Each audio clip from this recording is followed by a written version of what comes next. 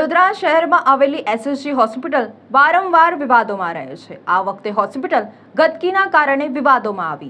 વડોદરા શહેરમાં આવેલી SSG hospital વારંવાર વિવાદોમાં રહે છે। એસએસજી હોસ્પિટલના તાત્કાલિક વિભાગની અંદર અને બીજા માળે કોવિડ વોર્ડ અને 20 નંબર આઈસીયુ આવેલું છે।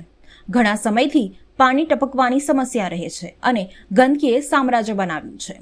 પાણી પીવાના મશીન પાસે ગંદકીએ સામ્રાજ્ય મૂક્યું છે। એક રૂમમાં એટલી ગંદકી છે કે તમે ઊભા પણ ના રહી શકો। અહીંયા પેશન્ટ સારી સારવાર માટે આવે છે।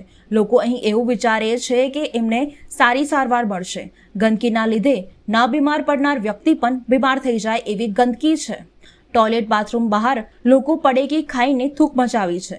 ટોયલેટ બાથરૂમ સાફ કરવામાં નથી આવતા। આનું નિરાકરણ ક્યારે આવશે અને આ હોસ્પિટલ ક્યારે વિવાદોમાંથી બહાર આવશે તે જોવાનું રહ્યું। મધ્ય ગુજરાતની સૌથી મોટી સર સારજાઓ જનરલ હોસ્પિટલ છે। આ હોસ્પિટલમાં ગુજરાતની રાજ્યના બહાર લોકો પોતાના સારવાર માટે આવતા હોય છે। ત્યારે આ તાત્કાલિક વિભાગ જે છે એનો બીજો માળ છે। આપ જોશો 24 કલાક અહીંયા ઉપરથી પાણી ટપક્યા પર છે। રસ્તામાં લોકોને અવર જવર કરવાની તકલીફ પડે છે। ક્યાંક કરંટ ઉતરે તો જાનનું પણ જોખમ છે।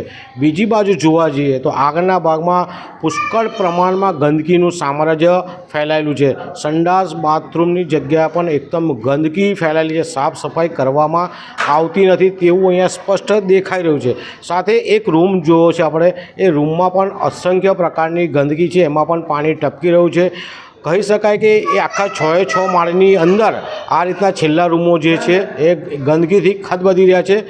વોટર કુલર જે પીવાનું પાણી છે એ પાણી પણ ત્યાં બંધ છે, કોઈ ચાલુ કરવામાં આવ્યું નથી। એટલે કે સર સારજાઓ જનરલ હોસ્પિટલમાં લોકો ઈચ્છાઓ રાખીને આવતા છે, અહીંયા સારી સુવિધાઓ મળશે, ત્યારે સત્તાધીશો અને અધિકારીઓ દ્વારા અહીંયા કોઈ પ્રકારનું ધ્યાન રાખવામાં નથી આવ્યું, જેના કારણે લોકોને અહીંયા મુશ્કેલીઓનો સામનો કરવો પડે છે। આઈસીયુ પણ છે બે હા, એટલે બે આઈસીયુ છે, સાથે એક તાત્કાલિક વિભાગ પણ છે ને આ બંને જગ્યા આ પ્રમાણમાં ગંદકી, અને આઈસીયુમાં જો આટલી બધી ગંદકી હોય તો વ્યક્તિ સારવાર કરવા આવ્યો તો વધારે બીમાર પડીને જાય તેવું સામ્રાજ્ય અહીંયા ફેલાયેલું છે।